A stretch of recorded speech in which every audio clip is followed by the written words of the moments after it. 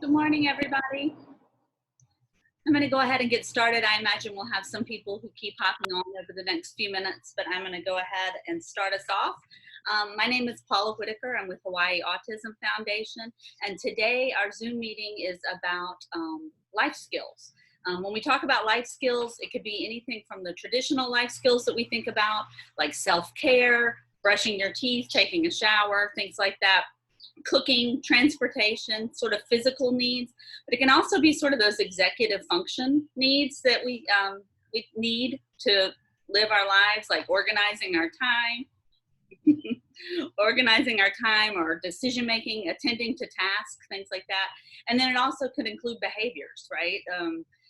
We can't function in our society if we're having outbursts. We need to be able to interact with people appropriately, even if that means just answering a phone, right, correctly. So all of those are life skills, and those are the kinds of things we're going to be talking about today. I have your submitted questions, those of you who submitted questions. So what we'll do is I'll go through the question, and our expert panelists will answer them. If you would please turn your chat feature on, so that if you have additional questions, you can type those in to the side, or you can just say, I have a question, and I'll be glad to call on you and you can ask it yourself, whichever makes you more comfortable. This meeting is being recorded, and I will share the recording of this meeting with you by email after it is over, along with any resources that are shared in the meeting, any links, anything that can help you. Any of those things will also be shared with you after the meeting. I want to introduce Ann Lau. Ann is, well, Ann, I'll let you introduce yourself. Sure. Hi, guys. So my name is Ann. I am the clinical director at ABC Group, Hawaii. And I am a licensed behavior analyst.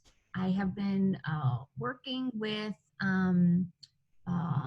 mostly children with autism for, gosh, probably the past 15 years. Yeah, really excited to be talking to you guys today. Thank you so much. So I'm just going to go through the questions. And again, if you have any additional questions, if something Ann says sparks something that you would like to know more about, just type it in chat, or just say, I have a question, and we'll be glad to let you ask it, because the point of this is to get your questions answered. So we want to make sure we hit everybody. All right, and so the first question that people had were, what are some common life skills that we need to be thinking about? Yes, that's a big one. I think probably some of the most important life skills to be thinking about are going to be the ones that will prevent the need for help with things like toileting, dressing, bathing. I think those are going to be our kind of biggest priority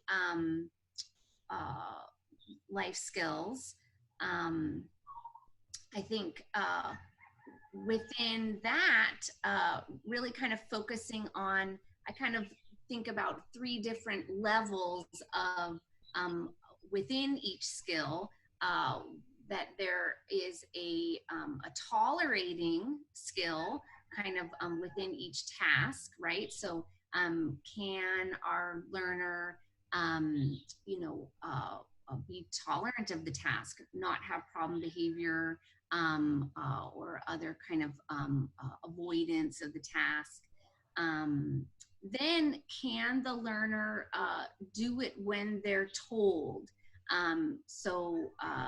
That's kind of more so focusing on the mechanics of the skill. And then kind of the last step with each skill would be kind of knowing when to perform that skill.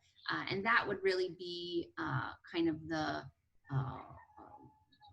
independence with that skill that for the most part we're looking for. But not every skill may get there.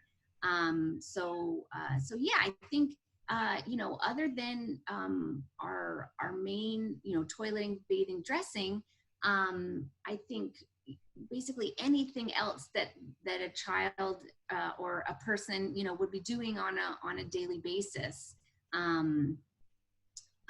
There's some really great assessment tools out there.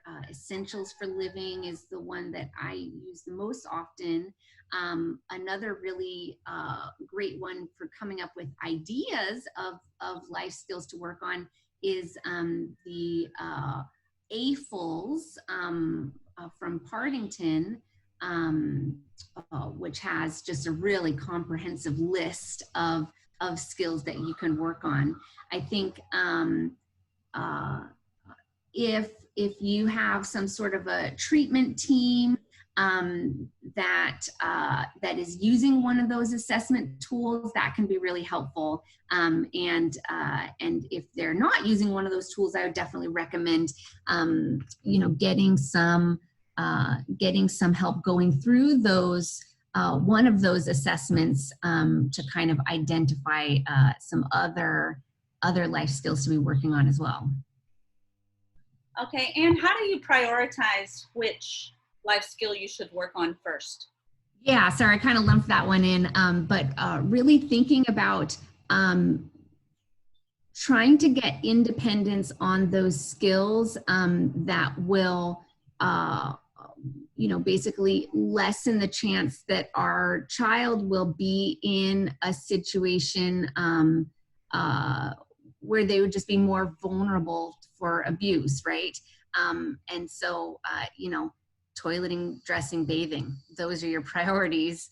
And then I think really following a curriculum like Essentials for Living. AFLS doesn't do quite as good a job in terms of kind of prioritizing things. That's why I really prefer Essentials for Living. But it is also a good list. So yeah, I think focusing on those top 3 skills initially, and then kind of going from there based on kind of what is going to be the most practical, what is happening the most often with your child, and what comes easiest, I think, is also kind of a good way to look at how to prioritize, you know, what things are more related to what your child already enjoys. I think that can be kind of a helpful way to look at prioritizing as well. Thank you. We had several people, Anne, who asked if I have a child who's 4, I have a child who's 12, I have a child who's 18, you know, whatever age, do you have specific resources or ideas for people at the different age groups in their life? Yeah, I mean, typically I think when a child is younger, you know, a lot of focus is really being put into acquiring language skills, right? Because of course the window for that, you know, doesn't go on forever. And I think, you know, spending a lot of time in those younger years focusing on language skills can be really good. Obviously, you know, toileting skills can be some of the most useful things to work on early, kind of establishing some of those routines, and really, you know, that can be kind of the most helpful for you as the caregiver. But I think, you know, beyond just kind of looking at kind of shifting focus to life skills, generally, if a child doesn't have, you know, some of those basics by the age of 8, I would really start to shift my priority to teaching some of those critical skills. And then beyond that, you know, it really can be pretty individualized. You know, there's not really a specific order. You know, one skill can be more important for one child than another. But I do really highly recommend going through that that curriculum essential for living with somebody that's familiar with that. And I'd love to kind of go through it in more detail, maybe, but that's probably a whole hour in and of itself. Thanks. Yeah. We had some specific questions. A lot of people are saying, you know, I recognize that my child needs help with some of these essential skills that you're talking about, with toileting, with showering, with dressing, but they're not sure where to start. So outside of, you know, right now we're not in a position where we can go out to an office to ABA, we might not can do some of these things. So do you have specific things that parents can do at home to reinforce some of those basic hygiene skills?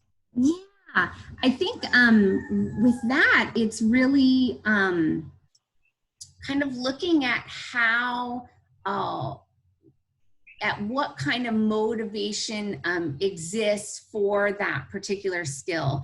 I think a good way to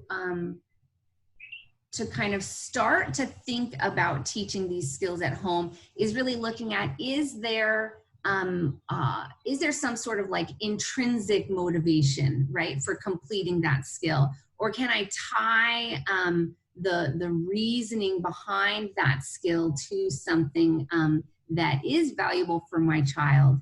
You know, like sometimes I think with typically developing kids too, you know, sometimes being clean or, you know, is not exactly something that they're very interested in until maybe it becomes pretty clear that, you know, having a girlfriend, you know, or something like that might be a reason to be more clean, right? So if we can tap into some of those intrinsic kind of motivations for our children, that can be really helpful. If not, then we really want to think about what additional rewards can we provide to our children for completing those tasks. You know, for a lot of people, you know, avoiding cavities and expensive, you know, dental work is not on the, you know, forefront of our mind as to why we brush our teeth every day. And so kind of using something else that will function as a reward for some of those, you know, skills that are maybe a little more abstract can really be helpful. You know, looking at what does your child want to be doing, right? And let's tie some of those required life skills to what they want, right? You know, whether it's maybe, you know, there are certain things that have to be done before you get the Wi-Fi password for the day, or you know, kind of holding on to, you know, the video game remote, or kind of having some of those things that you can deliver when those tasks are completed. For some people, maybe, you know, getting some sort of allowance for completing different tasks. I think one of the key things that I think it's really good to consider when we are looking at these skills are what are the things that I'm giving my child for free, right? Are you paying for their phone, or kind of getting new games, or different things like that? And can I kind of tie some of that stuff to completing the things that they need to do? So I think really, spending some time thinking about what rewards could be available for your child, for doing these kinds of daily tasks. I think that's really kind of the first step. And then really looking at kind of having those rewards do the heavy lifting, right? I think having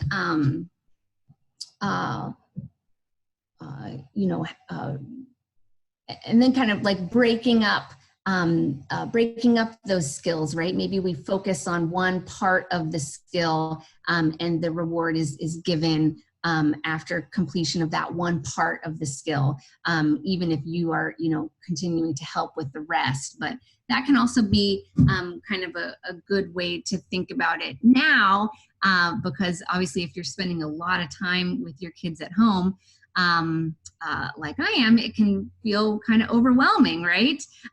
So I think that's also kind of the next part of it is really trying to break things up into small pieces, right? That's, I think,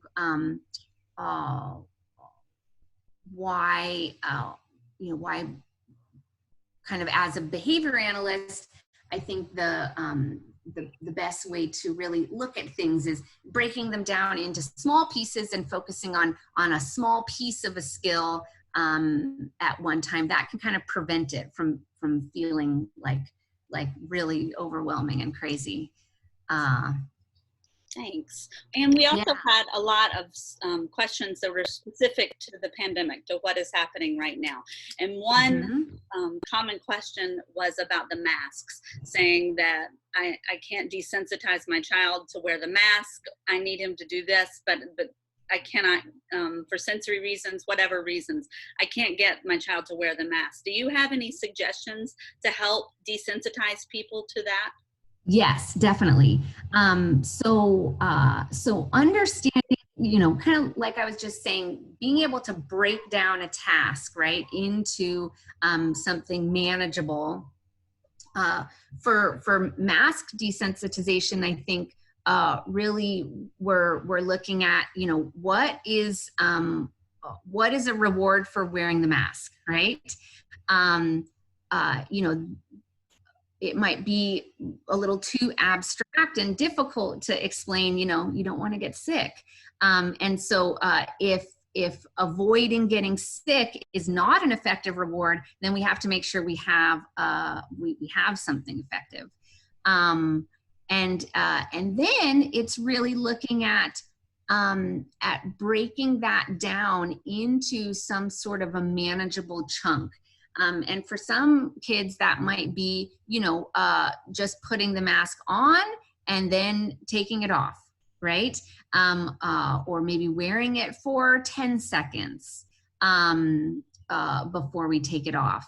And then kind of, building that up as your child is being successful, so that they can kind of tolerate it for longer and longer times. But yeah, often it's just starting at that really short time period, so that they are successful, right? And then so that you can give the reward. I think that's really the key. Expecting someone to wear something on their face for a very long time, if that is unsuccessful, really looking at kind of trying to break that down into smaller time periods, so that you can provide some sort of reward for wearing that mask. Thank you. I also, if I could just throw in, I have Yeah. a child with autism. He's 21, and this was an issue for us. He has a lot of sensory issues and does not like to put things on his face at all. Mhm. And so what we did, we found that trying to, and we're not out very much, but you know, when we had to, trying to put the mask on in combination with all of the stress that is going out right now was too much. It was overwhelming. I mean, I was stressed out, you know, it wasn't just him. And so we started combining the mask with things that he did not find stressful. We have a limit on how often he's allowed to play his little game system. And so, you know, I'd say you can have 15 extra minutes on the game system, but you have to wear your mask while you do it, if you'll wear your mask. And he didn't seem to mind it. He would put it on so he could play. And that wasn't stressful to sort of just desensitize him to the process. So that worked for my family. So I just wanted to share. Yeah, and I think that's a really good point, that a lot of these things, you know, will very likely need to be practiced outside of the time when they're actually needed, right? Because I think, you know, when you are going out, you don't have a ton of control. You know, we're very rarely like going out for 10 seconds, right? But that's kind of where you're starting with your child. You kind of want to do your practice. Do your practice outside of the time when you actually need to be doing it, so that you can kind of build up some success before it is needed in real life. Awesome, thank you. And we had several people who mentioned that while they're at home right now, they would like to start cooking with their child. They want to cooking skills. Do you have any tips or suggestions for people? Yeah, I think, you know, having them learn to cook foods that they enjoy eating is, I think, the first one, right? I think some things that that I've seen, that I've just seen a lot of success with, are you know, teaching kids to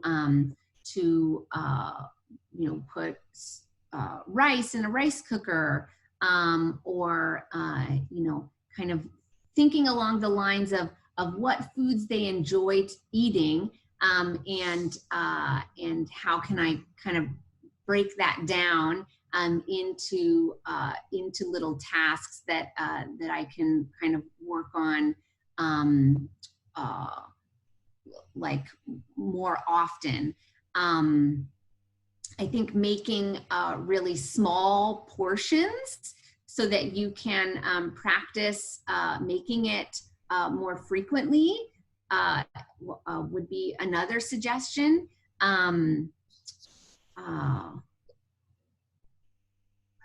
Okay. Yeah. Those are all great tips.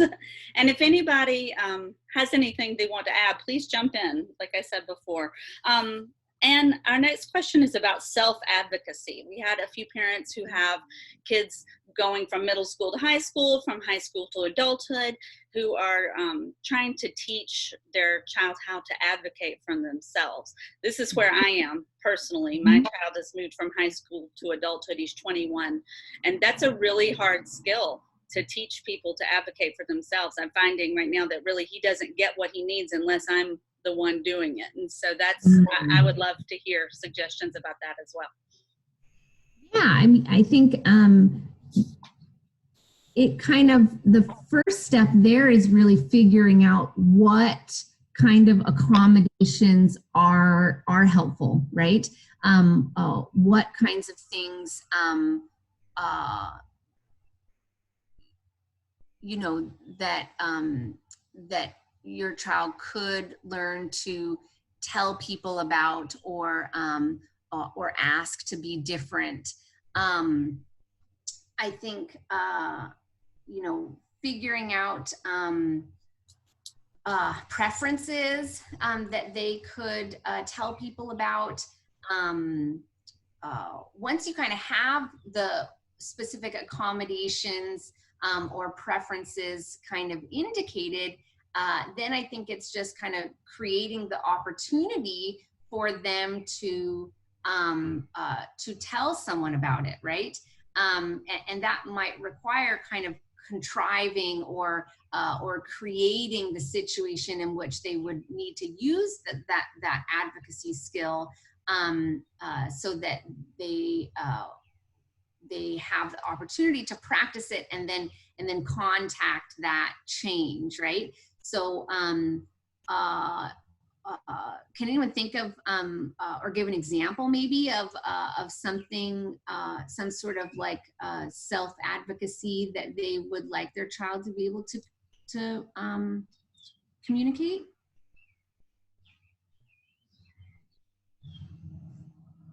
Does the person who asked the question want to answer?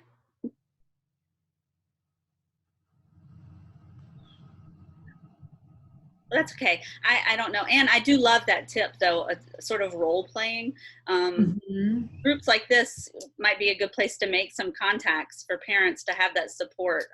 You know, if I want my child to be able to ask about employment or ask about, you know, something that he may want that he needs to ask for, you know, I really have to prompt him through that. And so being able to sort of role play that and might be very helpful. Yeah, like let's say for example,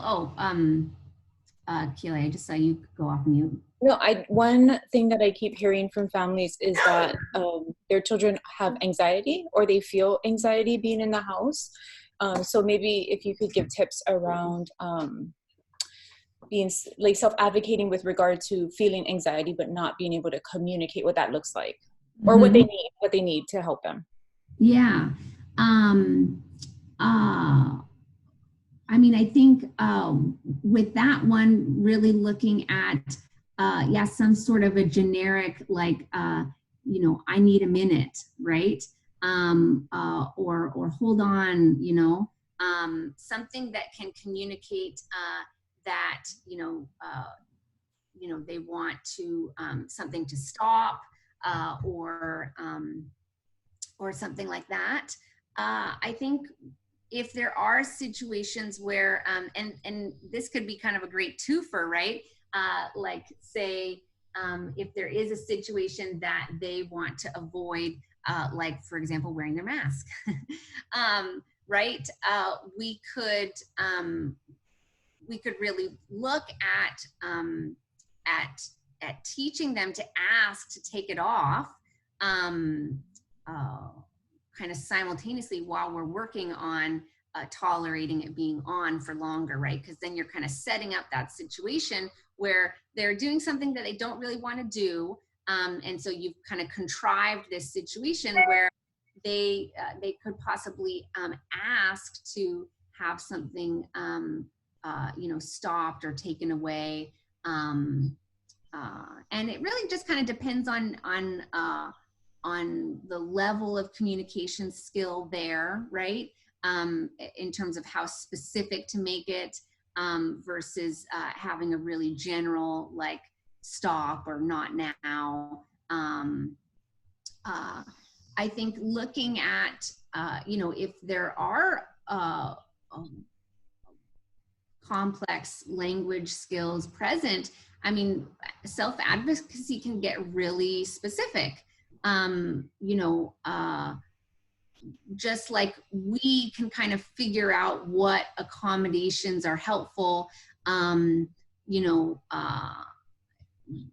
depending on your child, it might be nice to teach them, you know, how to kind of explain some of their needs, you know, be able to say like, hey, I have autism, and it's hard for me to, you know, like pay attention when, you know, XYZ is happening, right? So, or it would be really helpful if I could, you know, like videotape you saying something, or if I could write down the what you're asking me to do, right? I think that's actually a really common one that I've worked on with kids, is teaching them to ask people to write things down.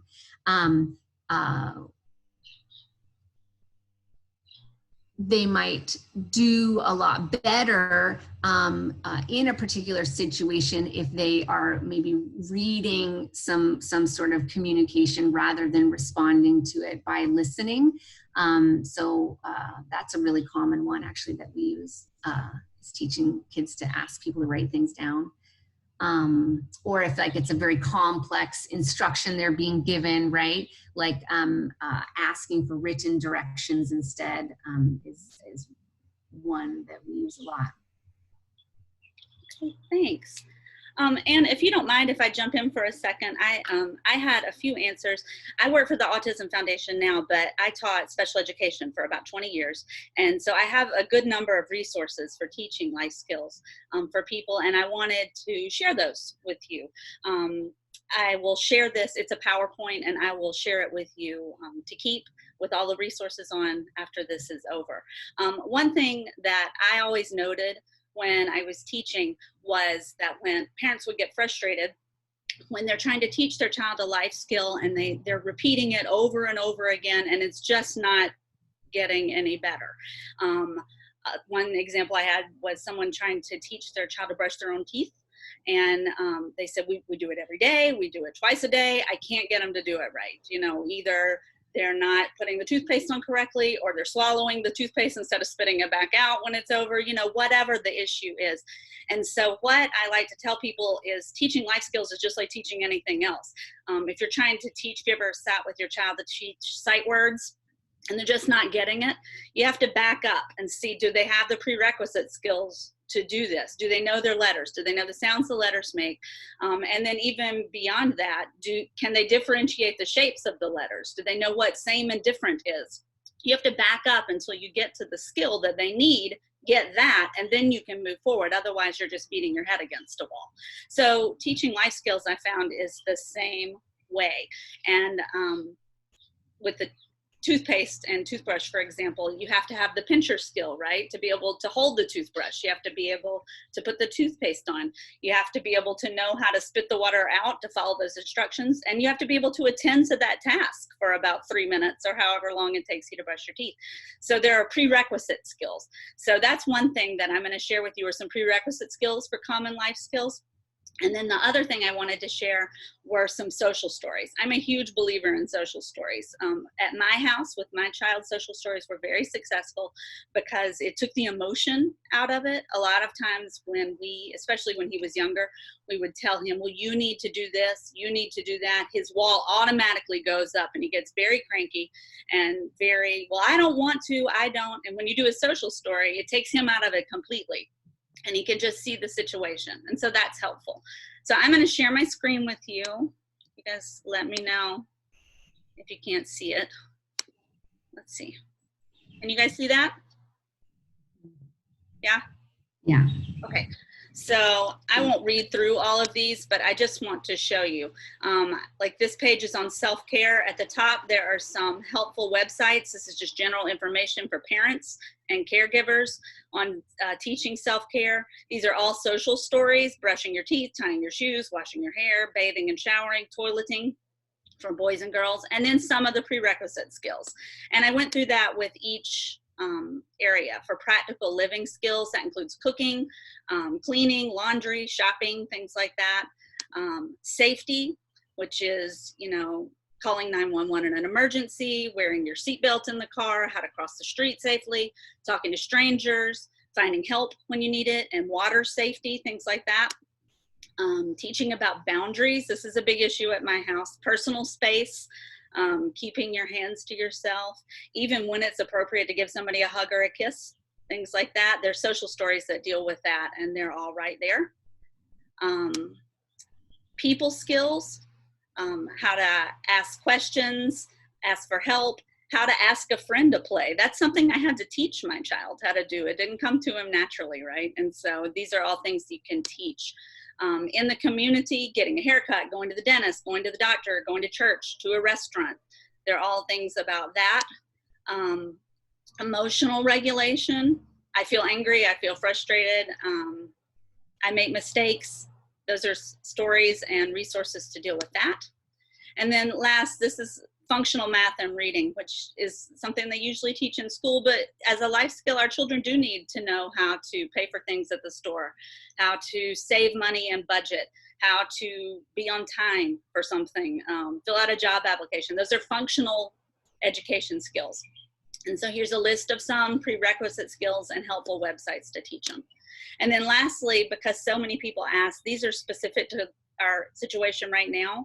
These are websites and resources for people, mostly with autism, but other disabilities, developmental disabilities also, for hygiene and resources during coronavirus. And then these are social stories about the pandemic, about this specific pandemic, hand washing social stories, social distancing social stories. So just things that, that can help you. So I will share that with you. Those are all links that are active. I've tested all of them. And so hopefully that will be helpful to you. Does anybody else have a question for Anne? Let's see, I'm catching up on the chat because I couldn't see it during my thing. Let's see, Susan says, Susan, do you want to ask your question? Oh no, that's to me. Depending on the cognitive level, does it also have to do with an expectation, number of repetitions required?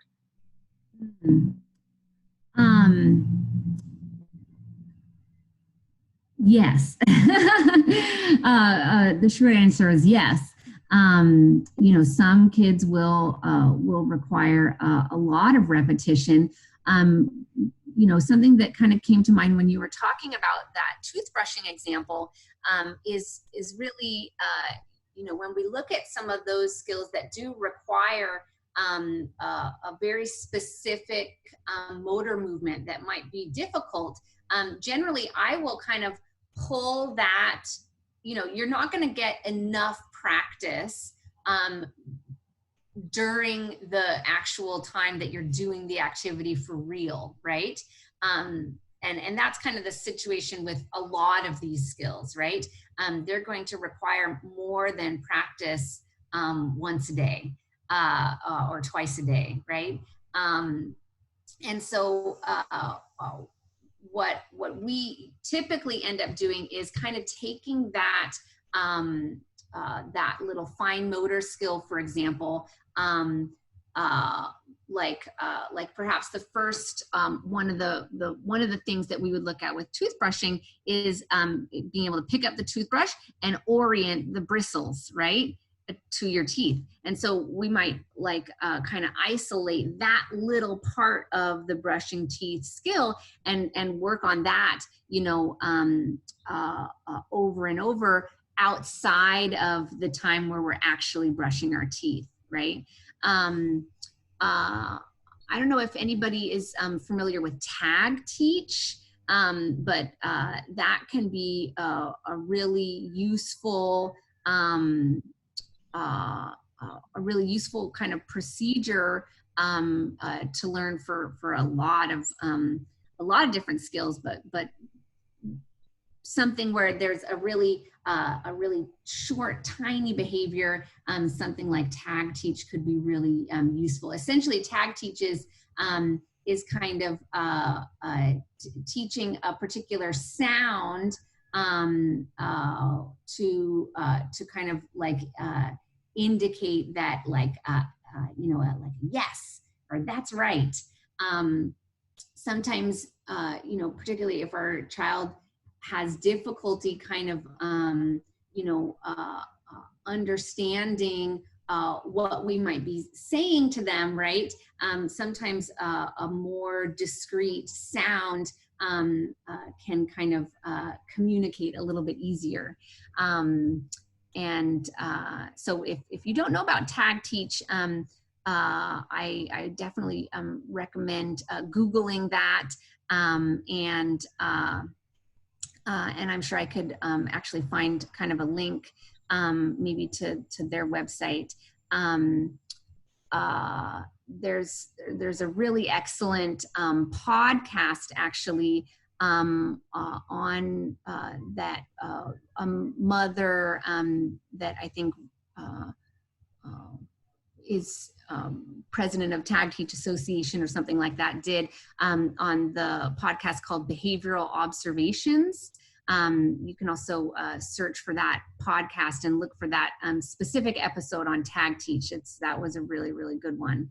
One of the things that I think someone had a question about was related to kind of starting routines and kind of creating new routines at home or just in general, and kind of looking for advice on how best to start those routines.